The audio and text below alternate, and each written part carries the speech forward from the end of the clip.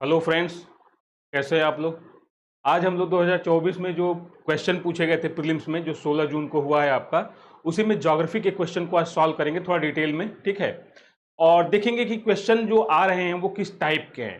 ठीक है, तो ये थोड़ा सा आप पेशेंस से देखिएगा।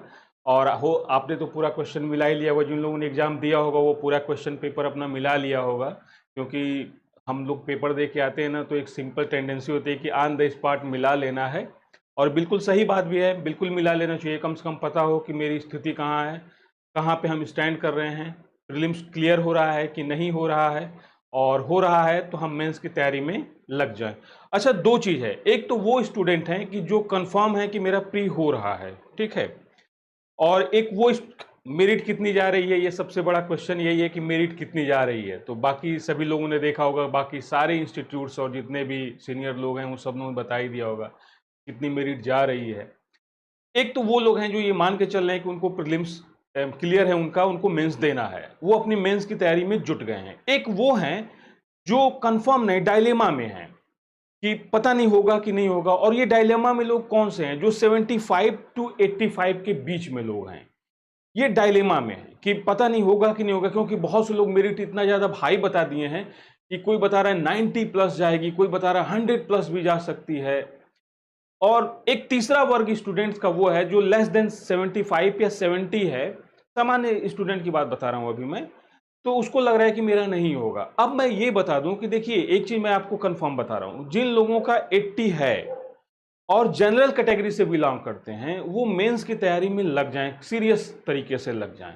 आप भी नहीं जानते, हम भी नहीं जानते कि क्या मेरिट एग्जैक्टली होने वाली है। बस एक प्रिडिक्शन किया जा सकता है कि हाँ इतनी मेरिट जाएगी। तो मैंने प्रिडिक्शन में बताया था कि देखिए, बहुत अगर मेरिट जाएगी ना तो 82 टू 85 के आसपास नियर अबाउट रहेगी। ठीक है, 85 मान लेते हैं, इसमें 4 क्वेश्चन प्लस माइनस हो सकता है। क्योंकि देखिए, 2-3 क्वेश्चन तो कमीशन ही इधर उधर आंसर करता है। ठीक है, और ये कोई नहीं जानता एग्जैक्टली कि कितनी मेरिट जाएगी। तो जिनका 80 प्लस है, सामान्य कैटेगरी के स्टूडेंट की बात कर रहा हूं, जिनका 80 प्लस है, वो बहुत सीरियस होकर तैयारी शुरू कर दें। हो सकता है कि जिन क्वेश्चंस को बाकी आपने मिलाया हो, आपका गलत साबित हो गया हो, बट ये भी हो सकता है कि कमीशन द्वारा वो क्वेश्चन सही कर दिए जाए या आपके फेवर में मार्किंग हो जाए, तो आपका नंबर्स तो बढ़ जाएंगे। और इधर क्या है ना कि आप 16 जून को एग्जाम देकर आए हैं, एक दिन 2 दिन रेस्ट कर लीजिए, फिर अपनी जो एनर्जी है रीगेन कर लीजिए। आपके पास टाइम नहीं है मेंस के लिए। ठीक है, बहुत लंबा सिलेबस है यूपीएससी का, तो अपना टाइम वेस्ट मत कीजिए। आप आपको जो टाइम मिला हुआ है उस टाइम का सही यूटिलाइजेशन करते हुए आप बिल्कुल प्रिपरेशन पे एकदम जुट जाइए मेंस की। ठीक है, और ये मान के चलिए कि आप 100% मेंस दे रहे हैं, अपने दिमाग में बिठा लीजिए। By the way, miss fortunate आपका प्री क्वालिफाई नहीं होता है, तो नेक्स्ट प्रीलिम्स कब होगा? नेक्स्ट प्रीलिम्स आपका 25 मई 2025 में। अभी लगभग 11 महीने से भी ज्यादा का टाइम है। आप अपना टाइम क्यों वेस्ट करेंगे प्री पे? आप मेंस की तैयारी कीजिए आराम से। दिसंबर तक, जनवरी तक मेंस की तैयारी पूरी तरह से कीजिए कि अगली प्रीलिम्स में आपको कोई पैनिक ना होना पड़े या कोई हर्डल आपके अंदर ना रहे। तो मैं सजेस्ट करूंगा।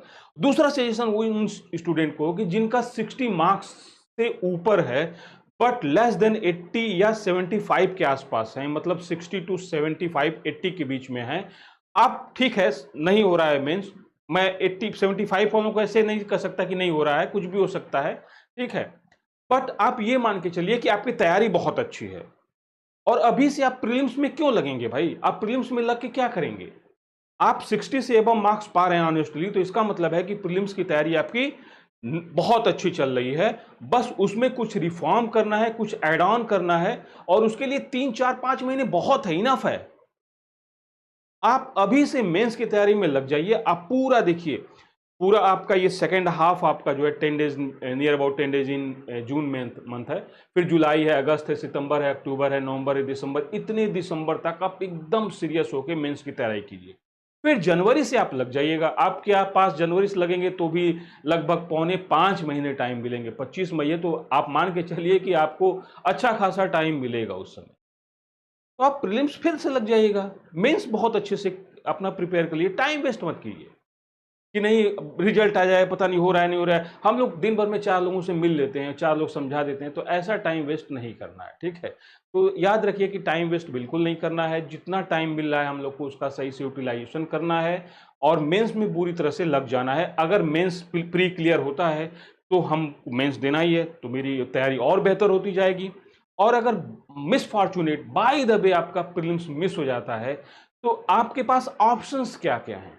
कोई ऑप्शन नहीं भाई, फिर इससे तैयारी करनी है तो मेंस की पहले से ही प्रिपरेशन कर लीजिए ना, ठीक है। तो आप बिल्कुल डायलेमा में मत रहिए और कोई मेरिट बता रहा है नहीं बता रहा है उसके चक्कर में मत पड़िए, बहुत ज्यादा मेरिट के चक्कर में मत पड़िए। बस ऑनेस्टली एक बार क्वेश्चन पेपर को मिला लीजिए। हाँ, आपका लग रहा है कि ठीक है भाई, रेंज में है, पिछली बार 76 के आसपास 75 पॉइंट समथिंग मेरिट गई थी जनरल की कैटेगरी, ओबीसी की थोड़ी सी कम गई थी। हाँ, ड्रास्टिकली ईडब्ल्यूएस की बहुत कम चली गई थी, बट मुझे नहीं लगता कि इस बार ईडब्ल्यूएस की मेरिट में इतना ज़्यादा डिफरेंस हो, ठीक है, कि 76 के आसपास आपका जनरल हो और 68 के आसपास आपका ईडब्ल्यूएस का हो सकता है 2-4 नंबर का डिफरेंस इस बार भी रहे, ठीक है। तो आप ये इतना मान के चलिए, ओबीसी की मेरिट थोड़ी सी जनरल के आसपास रहती है, थोड़ी सी कम रहेगी, एससी कैटेगरी की और कम रहती है, एसटी कैटेगरी की और कम रहती है। तो उस हिसाब से आप इवेल्युएट कर लिए और बिल्कुल मेरिट के चक्कर में मत पड़िए। रिजल्ट कुछ ही दिन में आने वाला है, 2-4-10 दिन के अंदर ही यूपीएससी आपको डिक्लेयर कर देगा, अपना टाइम वेस्ट मत कीजिए।